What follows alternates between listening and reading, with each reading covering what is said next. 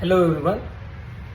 आज आपण बघणार आहोत की मार्केटमध्ये इन्व्हेस्टमेंट करताना आपण डायव्हर्सिफिकेशन कसं करावं. डायव्हर्सिफिकेशन करताना तुम्ही नेहमी लक्षात ठेवा की म्युच्युअल फंड करताय, इक्विटी करताय, ETF घेताय आणि सारे ETF घेताय, म्युच्युअल फंड घेताय आणि इक्विटीही घेताय. ते डिरेक्टली जर समजा इक्विटीमध्ये जात असेल तर त्याला डायव्हर्सिफिकेशन म्हणत नाही. जर तुम्ही म्युच्युअल फंड खरेदी करताय तर तो पण इक्विटीचा आहे.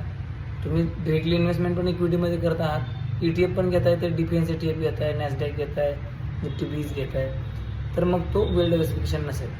सो पॉईंट हा आहे की तुम्ही इक्विटीमध्ये 60% इन्व्हेस्टमेंट असावी, 5% to 6% तुमची ETF थ्रू असू द्या, फिजिकल असू द्या, गोल्डमध्ये इन्व्हेस्टमेंट असावी, 5% to 6% तुमची सिल्वरमध्ये इन्व्हेस्टमेंट असावी, 10% to 15% तुमची ग्लोबल इन्व्हेस्टमेंट असावी.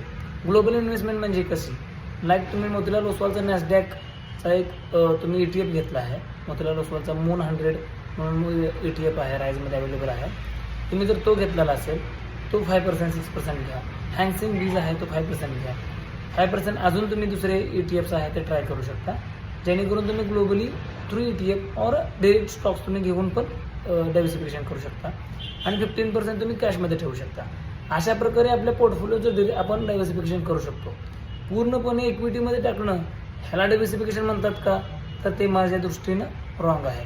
आपण पूर्णपणे इन्व्हेस्टमेंट्स एका इक्विटीमध्ये, स्टॉक्समध्ये करणं योग्य आहे की नाही हा पर्सनल प्रश्न आहे. परंतु मी तुम्हाला एक डायव्हर्सिफिकेशनचं उदाहरण दिलेलं आहे.